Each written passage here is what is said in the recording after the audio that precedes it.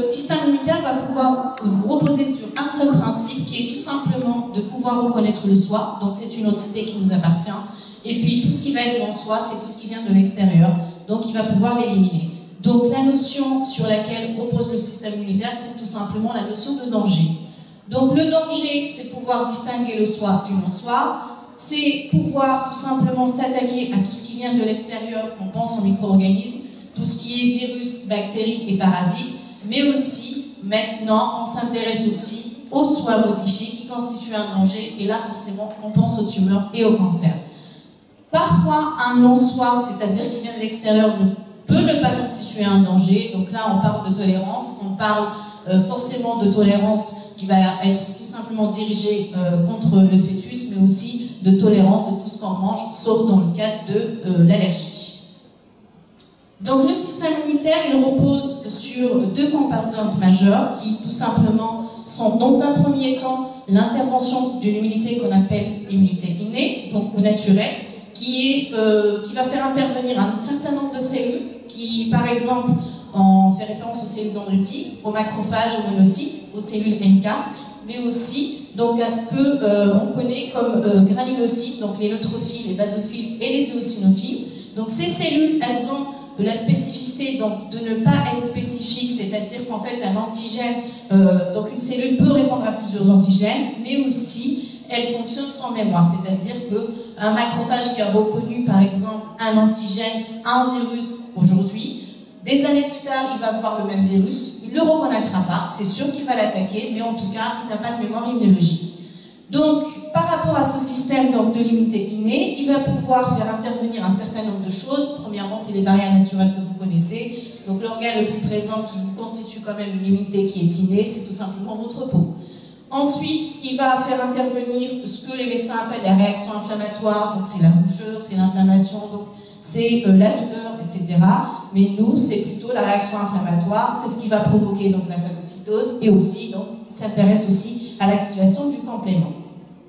Suite à cette immunité innée, donc va venir une immunité qui va être plus tardive, donc qu'on appelle l'immunité adaptative ou acquise. On l'appelle acquise parce qu'on l'acquiert avec le temps en fonction des pathogènes que notre organisme aura rencontrés. Donc il va pouvoir fonctionner de manière à faire intervenir deux types d'immunité. L'immunité donc humorale qui va finir par produire des anticorps et l'immunité cellulaire qui va tout simplement s'intéresser à tout ce qui est activité cytotoxique des lymphocytes T, notamment des lymphocytes T CD8. Bien sûr, chose très très importante, les lymphocytes T et les lymphocytes B vont pouvoir fonctionner de manière spécifique. Ça veut dire qu'en fait, ils ont des récepteurs qui vont être spécifiques d'un seul antigène. Par rapport à tout ce qui va être tumeur, donc comment est-ce que la cellule saine va pouvoir entamer une transformation tumorale? Ça va être tout simplement une accumulation de mutations qui vont être génétiques, mais aussi des aberrations épigénétiques. Mais sachez que ces transformations ne sont pas suffisantes pour entraîner une progression tumorale. C'est pour ça qu'en fait, on parle d'un micro-environnement tumoral. Donc, qu'est-ce que c'est que ce micro-environnement? Donc, ça va être une niche qui va permettre une croissance de ces cellules qui vont tout simplement finir par développer, se transformer en un cancer. Donc, il va reposer sur quoi? Sur un stroma qui va servir de support, sur une angiogénèse qui va permettre la fabrication de nouveaux vaisseaux sanguins, mais surtout, donc, dans un premier temps, de recrutement de cellules qui vont être immunocompétentes, tout simplement qui va répondre avec une immunité antitumorale, grâce à des cellules NK, grâce à des cellules CD8, grâce à des T-gamma delta, grâce à des cellules dendritiques, etc. Le problème qui va se poser, c'est qu'en fait, ces cellules immunitaires vont pouvoir, à un certain moment, tout simplement constituer, donc cette tumeur, va tout simplement s'engager dans une autre étape qu'on appelle l'immunosuppression ou bien l'échappement. Ça va être tout simplement d'autres types de cellules immunitaires qui vont être recrutées, c'est ce qu'on appelle les cellules régulatrices, qui vont tout simplement éliminer tout ce qui va être fonctionnement et activation des cellules immunocompétentes. Et là, c'est la progression vers la tumeur, vers les métastases. Alors, on parle souvent, en fait, le système immunitaire, dans un premier temps, il assure uniquement une fonction d'immunosurveillance, c'est-à-dire qu'il a un ensemble de cellules qu'on appelle les cellules sentinelles qui vont tout simplement être dans un système d'immunosurveillance, il va patrouiller à la recherche d'antigènes, de tumeurs, etc. Donc, en 1900, donc Paul Ehrlich propose que le taux de cancer chez les humains serait bien plus supérieur, puisqu'en fait c'était une hypothèse au départ, mais qui a été confirmée par Schreiber des années plus tard, pour dire qu'en fait, chez des souris qui ne présentent pas de système immunitaire, nous avons beaucoup plus de tumeurs. C'est ce qu'en fait qui met en évidence ou qui a permis de mettre en évidence que le support de la réaction inflammatoire, finalement, dans les cancers, c'était bien le système immunitaire. Donc, dans les années 2000, donc Schreiber a proposé donc, une théorie qu'il appellera l'immunoediting. C'est quoi cette théorie? Donc, c'est tout simplement une théorie globale qui va permettre d'expliquer une sorte de dualité fonctionnelle entre le système immunitaire d'un côté et de l'autre, de tout simplement la tumeur. Donc, c'est une théorie qui va décrire un processus dynamique et séquentiel qui va être composé de 3 phases. Donc, les fameuses phases d'élimination, d'équilibre et d'échappement. Donc, qu'est-ce qui se passe en fait? C'est tout simplement un concept qui va permettre d'établir en fait le rapport en disant comment est-ce que le système immunitaire va pouvoir détruire les cellules tumorales, mais au final favoriser la croissance de la tumeur en favorisant le développement de ce qu'on appelle des clones résistants qui vont être beaucoup moins immunogènes et qui vont tout simplement être capables de survivre même dans un hôte immunocompétent. Alors, la théorie de l'immunoediting, donc on passe d'un tissu sain vers un tissu qui est transformé suite à tout simplement ce qu'on appelle donc, des radiations, des infections virales, des inflammations chroniques, mais aussi des mutations génétiques. Vous allez avoir une phase d'élimination qui va être associée tout simplement à l'apparition juste de lésions précancéreuses qui vont tout simplement ici où vous aurez donc un recrutement de cellules immunitaires qui vont se charger justement d'éliminer ces lésions précancéreuses, suivi d'une phase d'équilibre et enfin d'une phase d'échappement. Donc si je m'intéresse à cette phase d'élimination des cellules tumorales, donc elle va reposer bien sûr sur la fameuse notion de danger, c'est tout simplement l'expression ou la surexpression de protéines membranaires qui vont être atypiques, qui vont être reconnues comme étant étrangères par le système immunitaire puisqu'elles sont issues d'une synthèse protéique à partir d'un ADN qui est modifié, d'accord? Et ensuite, vous allez avoir l'activation des protéines de choc thermique qui sont tout simplement relarguées dans le cas d'un stress. Tous ces éléments vont contribuer donc, à un début, donc à une réponse antitumorale qui va s'accompagner d'une mise en place d'une inflammation qui va être liée tout simplement à la tumeur. La reconnaissance de ces cellules tumorales dans un premier temps et de leur élimination, nous avons un rôle très important de tout ce qui va être cellules immunitaires innées, les fameuses cellules NK, donc les natural killers, qui sont tout simplement des cellules qui vont pouvoir, donc ce sont des lymphocytes mais qui ne fonctionnent pas de manière spécifique, mais qui contribuent avec les rôles des cellules adaptatives, les TCD4 et les TCD8, à une régression tumorale et donc à l'absence de signes cliniques. Donc, quand vous avez une tumeur, qu'est-ce qui va se passer? C'est que dans un premier temps, vous allez avoir un recrutement de tout ce qui va être immunité innée. Donc, ça va être les macrophages, les PNL, les T-gamma-delta, les cellules NK et bien sûr le système du complément.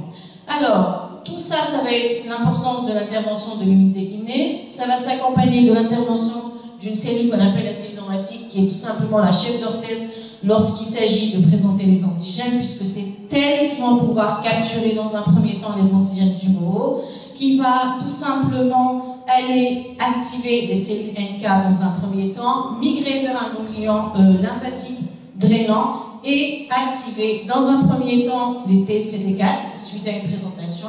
Vous savez que les TCD4 ce ne sont que des lymphocytes T-helper qui vont contribuer à l'orientation d'un certain nombre de profils TH1, TFH, TH17 et TH2, mais aussi donc les TH1 qui vont être responsables de l'activation des fameux lymphocytes TCD8. Donc toutes ces cellules-là vont contribuer d'une manière ou d'une autre à l'élimination de la tumeur, puisque c'est ce qu'on appelle la coordination des processus de l'immunité, donc l'immunité innée plus l'immunité adaptative qui va vous donner une bonne réponse antitumorale qui est tout simplement la phase d'élimination. Ensuite, vous avez une phase d'équilibre qui va être probablement la phase la plus longue des 3 phases. Donc ça correspond à une période où vous avez donc la chronicité de la maladie. Donc le système immunitaire adaptatif va maintenir quelque part les cellules résiduelles en état de dormance Et puis ce terme est utilisé pour décrire tout simplement des cellules qui sont dans une phase de latence. Ça peut perdurer chez le patient pendant des années, et donc avant l'apparition d'une tumeur primaire ou alors de métastase. Par rapport à la phase d'échappement, c'est tout simplement la phase où les cellules immunitaires vont tout simplement rentrer dans un mécanisme où elles seront forcément battues par des cellules soit régulatrices, puisque finalement la tumeur va faire en sorte d'échapper au système immunitaire. Donc vous avez les cellules tumorales qui vont pouvoir agir sur tout ce qui va être présentation des antigènes. Elles vont pouvoir aussi agir sur tout ce qui va être activation des cellules dendritiques, puisque j'ai dit que c'était vraiment les chefs d'orchestre, c'est elles qui assurent la coordination entre l'immunité innée et l'immunité adaptative. Ensuite, elles vont pouvoir agir directement sur la fonctionnalité des lymphocytes des CD8 et après sur un recrutement de cellules régulatrices. En fait, la tumeur va tout simplement essayer de bloquer chacune des phases qui va faire que l'élimination des cellules va être réalisée, de la présentation des antigènes jusqu'à la régulation. Par rapport à tout cela, dernièrement, on a découvert donc, ce qu'on appelle des points de contrôle du système immunitaire, puisque vous savez très bien que le système immunitaire va pouvoir fonctionner, mais il ne va pas fonctionner indéfiniment. Donc en fait, vous avez une activation qui va être suivie d'une inhibition, sinon on tombe dans ce qu'on appelle des syndromes d'auto-immunité ou des inflammations chroniques. Donc pour cela, nous avons décrit ce qu'on appelle des points de contrôle du système immunitaire ou les fameux checkpoints. Donc c'est tout simplement des récepteurs qui vont être capables de moduler, c'est-à-dire pouvoir activer ou bien au contraire contrôler la réponse immunitaire, le but étant de limiter l'intensité de la réaction inflammatoire, et il va pouvoir exister donc sur une même cellule des récepteurs coactivateurs mais aussi des récepteurs co-inhibiteurs. Donc si on s'intéresse à ces récepteurs, vous savez que le CD28 c'est tout simplement un récepteur activateur qui va se fixer tout simplement aux molécules de co-stimulation qui vont être présentes sur des cellules dendritiques, et aujourd'hui on a décrit une panoplie de récepteurs inhibiteurs qui vont pouvoir tout simplement être exprimés sur le lymphocyte T lorsqu'il est en état d'inactivation. Donc aujourd'hui on arrive à faire un petit peu le point sur ces processus d'activation versus d'inhibition. C'est une histoire de récepteurs qui vont se lier tout simplement à leur ligand. Donc lorsqu'on a une liaison du CD28 avec le CD80 sur une cellule lymphocytaire versus cellule tumorale, vous avez une activation. Mais malheureusement, lorsque vous avez le CTLA4 qui est tout simplement l'antagoniste du CD28 qui va se fixer justement sur le CD80-86, vous aurez une inhibition. En fait, le souci, ça va être de moduler ces signaux pour avoir soit une inhibition, soit une activation. Et dans le cas des tumeurs, malheureusement, maintenant, c'est plutôt les récepteurs inhibiteurs qui vont plutôt s'engager avec leur ligand que les récepteurs activateurs. Donc, vous avez tout simplement un échappement tumoral. Les stratégies, donc les traitements anti-cancer, vous avez les stratégies classiques, c'est la chirurgie, c'est la chimiothérapie, c'est la radiothérapie. Mais vous avez les nouvelles stratégies qu'on appelle tout simplement l'immunothérapie.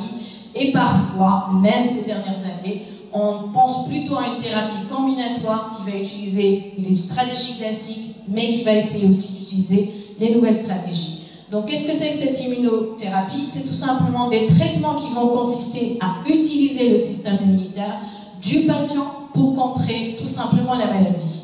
Donc, ça va être une action sur le système immunitaire et non sur les cellules tumorales directement.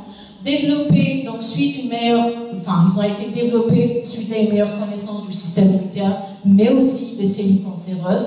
Et les traitements sont beaucoup plus efficaces que les traitements classiques, avec moins d'effets secondaires sur les cellules saines, et surtout, ce sont des thérapies ciblées. Parce que le problème avec la chimiothérapie et la radiothérapie, tout le monde y passe. Cellules saines, cellules tumorales, ils agissent tout simplement sur le cycle cellulaire, sur la prolifération.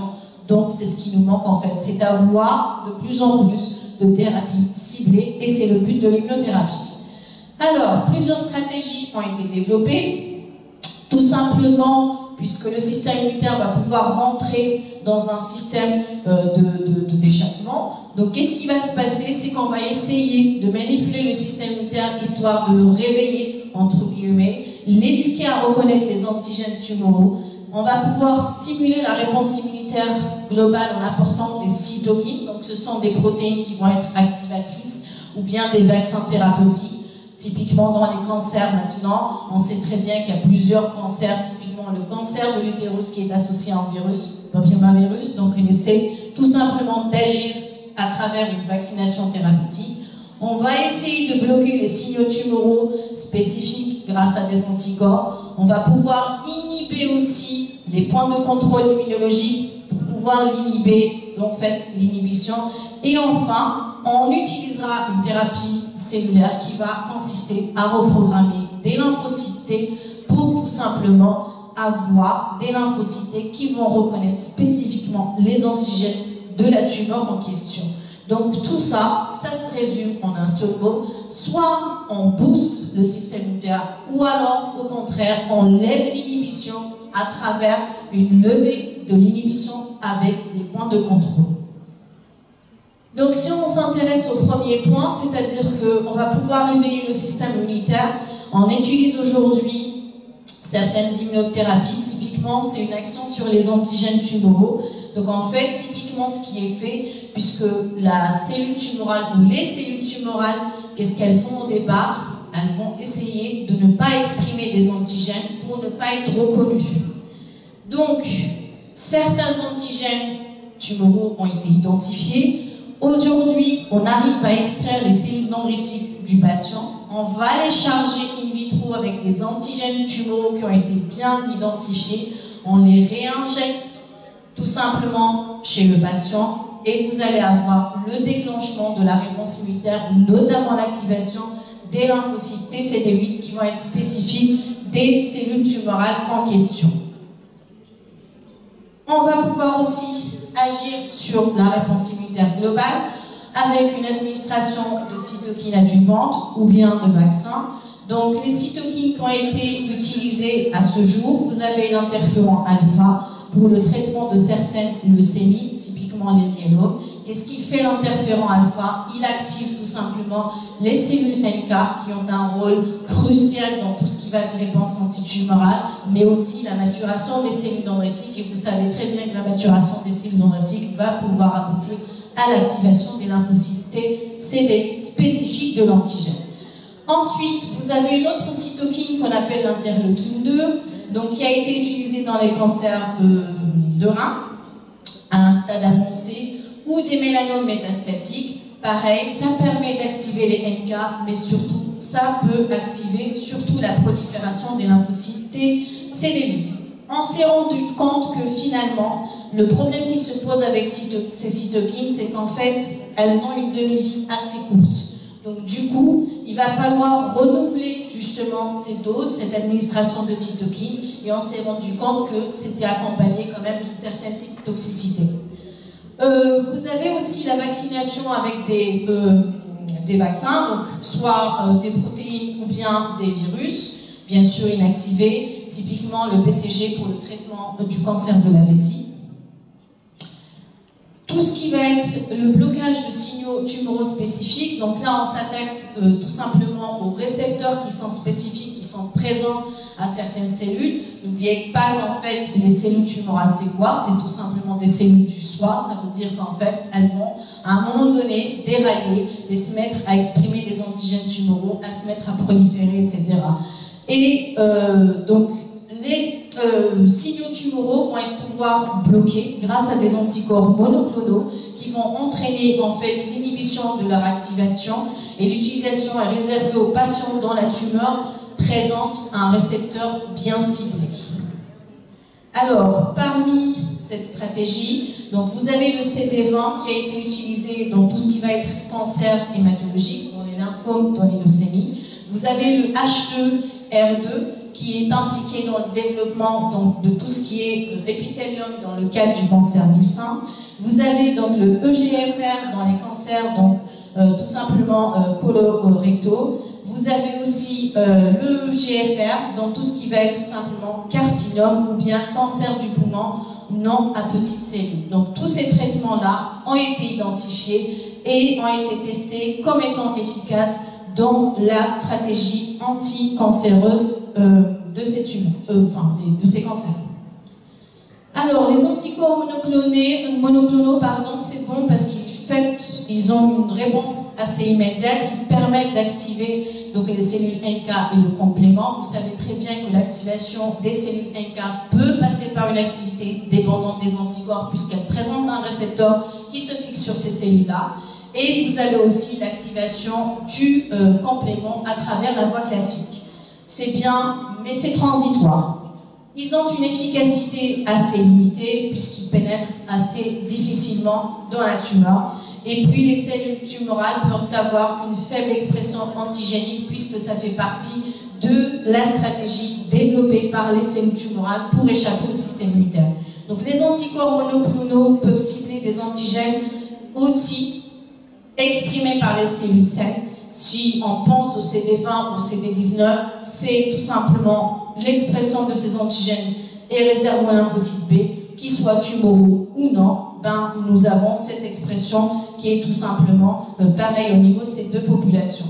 Et donc le dernier point, c'est qu'ils ne permettent pas de mettre en place une réponse mémoire. C'est pour ça qu'en fait, ils présentent une réponse assez immédiate, mais qui est tout simplement transitoire.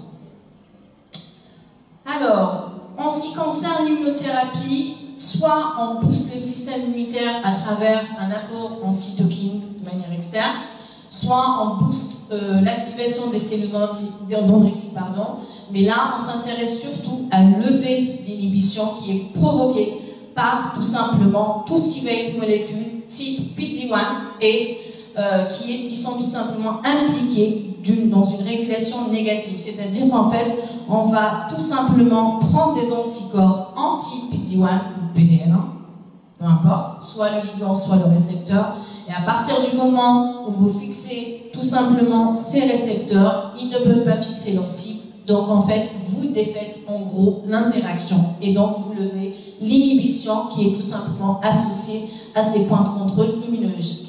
Donc pas mal de molécules ont été développées dans ce sens pour toucher globalement des mélanomes, cancer du poumon, cancer du rein, cancer, donc le lymphome Hodgkin, le cancer de la vessie, donc tout ça, ça a été testé et ça a été tout simplement mis en application à partir de 2018. Par rapport à la technologie de la thérapie cellulaire CAR, donc CAR c'est quoi? C'est tout simplement une thérapie qui va consister à reprogrammer les lymphocytes T du patient pour attaquer et éliminer spécifiquement les cellules cancéreuses. Donc les lymphocytes T vont être modifiés en gros génétiquement, donc il y aura la collecte des lymphocytes T, ils vont pouvoir subir une modification génétique en intégrant un gène qui va être spécifiquement dirigé contre un antigène qui est exprimé par la cellule tout simplement tumorale.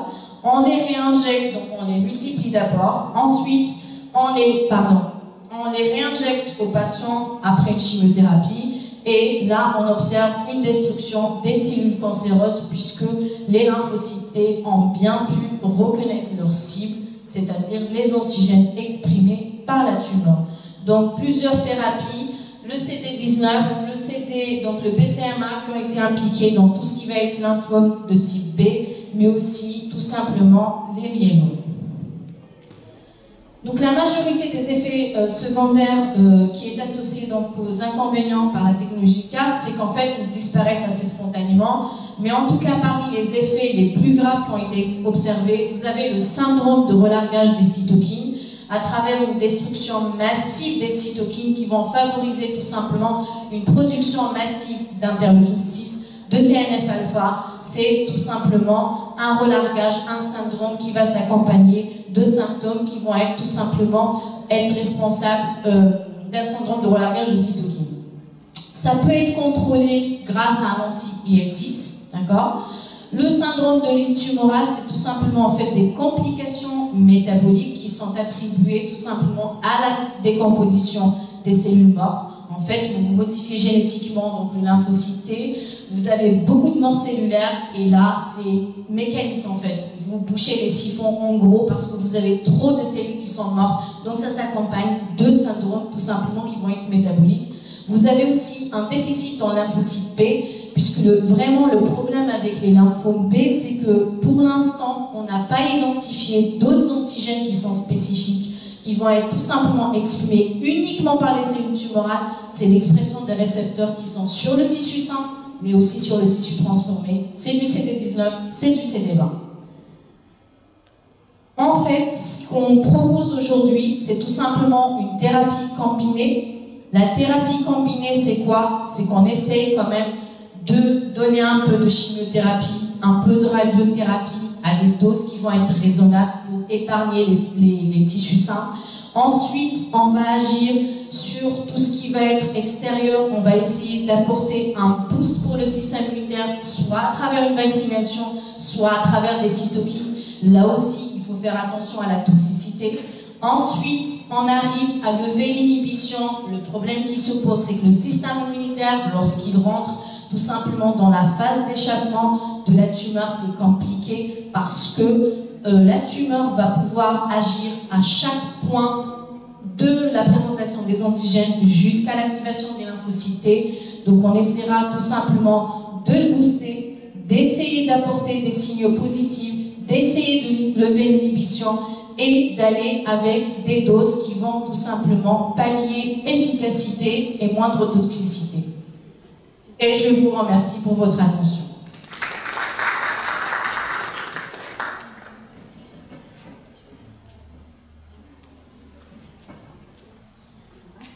Donc, on remercie infiniment Dr. Talb Ait Mengulet Kahina pour cette présentation très intéressante et qui porte sur une nouvelle stratégie thérapeutique contre le cancer. Et on demande à notre honorable assistance, est-ce que vous avez des questions à poser en ce qui concerne ce sujet très intéressant? S'il vous plaît. Bon, moi, j'ai pas eu trop d'occasion d'assister à la conférence de mon cher ami Dr. Ait Mengulet. Docteur, c'est bien de faire ces immunothérapies. C'est extraordinaire encore de combiner, d'accord, entre ce que vous avez déjà annoncé comme chimio, radio, mais encore immuno. Première question que j'aimerais aborder est la suivante. Qu'est-ce qu'il en est de tout ce monde-là en Algérie? D'accord? Et la deuxième question, est-ce que l'efficacité, d'accord, parce qu'il va falloir toujours poser un pour et un contre, d'accord? Est-ce que c'est si miraculeux que ça? Qu'est-ce qui nous attend, d'accord? Et qu'en est-il des perspectives? Qu'en est-il en Algérie? Aujourd'hui, l'immunothérapie en Algérie, on n'a pas du tout accès. Parce qu'en fait, en France d'ailleurs, tout ce qui va être autorisation sur les immunothérapies, ça a été autorisé à partir de 2018. On a commencé à voir des choses positives, notamment tout ce qui va être stimulation du système immunitaire à travers une vaccination, soit avec des virus ou alors avec des cellules dendritiques. C'est des traitements assez compliqués dans le sens où vous êtes obligé d'extraire les cellules dendritiques, de les cultiver in vitro, d'accord, de les charger avec les antigènes tumoraux, de les remettre chez le patient et d'attendre que ça se passe. C'est pour ça qu'en fait le souci qui se pose, c'est qu'on est parti sur une thérapie combinatoire parce qu'en fait ce n'est pas blanc, ce n'est pas noir, c'est souvent gris. C'est ce que je dis même aux étudiants quand je leur explique. C'est pas évident d'administrer des cytokines, parce que je vous donne un simple exemple, l'interféron qui vraiment a fait le boom à un certain moment, qui agit sur l'activation des cellules dendritiques, qui va agir sur l'activation des cellules NK qui sont des natural killers, qui sont très très efficaces dans l'activité antitumorale, dans l'action, dans l'immunité antitumorale. Le souci qui va se poser, c'est tout simplement aller dans une biodisponibilité qui est assez courte. Ça veut dire qu'en fait vous êtes obligé de refaire des injections au bout de 2-3 jours et c'est le phénomène de toxicité qui se développe. C'est pour ça qu'on part sur une thérapie combinatoire. Vous faites un peu de chimio sans trop de dégâts, vous faites un peu d'injection de cytokines sans trop de toxicité et c'est comme ça qu'on est parti. C'est des traitements qui donnent quand même parce qu'en fait c'est approuvé et c'est testé et c'est réalisé en France. C'est restreint, c'est des thérapies qui sont ciblées parce qu'aujourd'hui, pourquoi est-ce qu'on parle de thérapie ciblée? Tout simplement parce que la chimiothérapie, la radiothérapie, ça bousille tout le monde. Tissu sain versus tissu, parce que ça agit quoi sur le cycle cellulaire, tout simplement sur la prolifération. L'immunothérapie, ça agit sur la tumeur. Ça agit sur le système immunitaire, dans le sens où ce n'est plus la tumeur qui est attaquée directement, ce n'est pas pour tuer les cellules tumorales, c'est surtout pour venir booster le système immunitaire. Donc vous allez booster le système immunitaire de deux manières. Soit vous apportez des cytokines, soit vous activez les cellules dendritiques, ou alors vous levez l'inhibition. Les fameux checkpoints immunologiques qui ont été développés ces dernières années, quand on vous dit PD1, quand on vous dit LAG3, quand on vous dit tout ça, ce sont des checkpoints qui vont pouvoir permettre le contrôle de la réaction immunitaire. On est content de les avoir quand on n'est pas malade. Dans un état physiologique, vous avez une petite infection, vous avez une réaction inflammatoire, mais à un moment donné, il faut stopper l'inflammation. Sinon, c'est l'inflammation chronique, c'est les syndromes d'auto-immunité, c'est le choc anaphylactique. Donc, vous apportez des cytokines de manière externe, mais vous essayez de doser. Parce qu'au final, on essaye maintenant, notamment l'interféron, on essaye de le transformer pour pouvoir avoir une demi-vie plus élevée lorsqu'on l'injecte. Ça sous-entend qu'au lieu d'apporter par exemple une dose tous les 2 jours, on apportera une dose toutes les semaines ou alors tous les 15 jours. Déjà, ça réduit la toxicité qui est liée justement à ce phénomène. Après, l'immunothérapie qui va toucher la reprogrammation des lymphocytes T, je veux dire, c'est un peu de l'irréel parce que ce sont des traitements qui vont coûter très cher. Vous prenez le patient, vous prélevez ses lymphocytes T, vous modifiez le récepteur génétiquement, vous l'insérez, vous les multipliez, ensuite réinjectez chez le patient et vous attendez que ça se passe. C'est des traitements qui sont un petit peu, j'ai pas envie de dire qu'ils ne donnent pas d'espoir, parce qu'au contraire, ça donne quand même de l'espoir, mais c'est une histoire d'accessibilité aussi. Tout à fait. Entre faire la thérapie CAR-T et injecter de l'interféron, l'interféron c'est faisable. La thérapie CAR-T c'est autre chose. Bien sûr que ça va être la thérapie la plus efficace, parce que c'est l'antigène tumoral est identifié, vous injectez des lymphocytes qui vont reconnaître cette tumeur, ils vont les tuer, vous générez une mémoire derrière et c'est parfait. Sauf que ce sont des traitements qui sont réservés, on va dire, peut-être... Écoutez, docteur Taleb, je suis en train d'insister sur ça pour vous dire, ou bien dire à l'assistance tout simplement, que ce monsieur système immunitaire, c'est quelque chose d'extraordinaire. Oui. Parce que les physiologistes, d'accord, les immunophysiologistes, ils en disent, et je pense que c'est réel, que c'est extraordinaire. Chaque personne de nous est susceptible de développer un cancer dans sa vie. Exact. Ou bien il est éliminé automatiquement par son système immunitaire, ou bien il va exister avec... Pour cela, donc, pour revenir sur cette histoire d'immunothérapie, etc., mieux vaudrait prendre soin de son système immunitaire. Tout à fait. Booster son système immunitaire au maximum. Je pense que les gens, d'accord, on peut leur lire le plus normalement du monde et les écouter encore. Les cancer survivors, lorsqu'ils ont survécu, c'est qu'ils ont énormément travaillé sur quelque chose qui s'appelle mon système immunitaire. Tout à fait. Via la nutrition, via pas mal de paramètres environnementaux, et ce système immunitaire, c'est une usine. Le souci avec le système immunitaire, c'est-à-dire que la même cytokine, elle a des effets assez pléotropes. Ça veut dire que l'interféron, quand moi j'ai travaillé sur mon projet de thèse sur l'interféron, j'ai fait ma thèse de doctorat sur les infections virales chroniques et l'interféron de type 1, l'interféron était l'antiviral par excellence. Et à la fin de ma thèse, j'étais capable de dire que l'interféron, dans le cas d'une inflammation chronique, c'était le contraire qui se passait. À des petites doses, il y avait un programme immunosuppresseur avec un recrutement de cellules régulatrices et non de cellules immunocompétentes. C'est ça le souci. C'est une histoire de dose, de biodisponibilité, d'accessibilité au traitement et de la cible dans le sens où vous avez des antigènes. Aujourd'hui, tous ces mécanismes-là, pourquoi est-ce qu'on arrive à les développer? Parce qu'on connaît bien le système immunitaire, on connaît bien la tumeur, mais pas suffisamment savoir qu'est-ce qui se passe quand les deux sont réunis dans un micro-environnement, qu'on appelle le micro-environnement tumoral. Voilà le souci. Merci, docteur. C'est loin d'être réalisable. Au moins les cytokines. Si on arrive à avoir une cytokine qui est transformée pour durer, c'est pas compliqué, c'est tout simplement un médicament à administrer. Même pour l'interférence n'est pas encore utilisé. ce n'est pas encore utilisé parce que pour l'instant... C'est ça. C'est ça. Le sujet est tellement important. Oui. Ça nous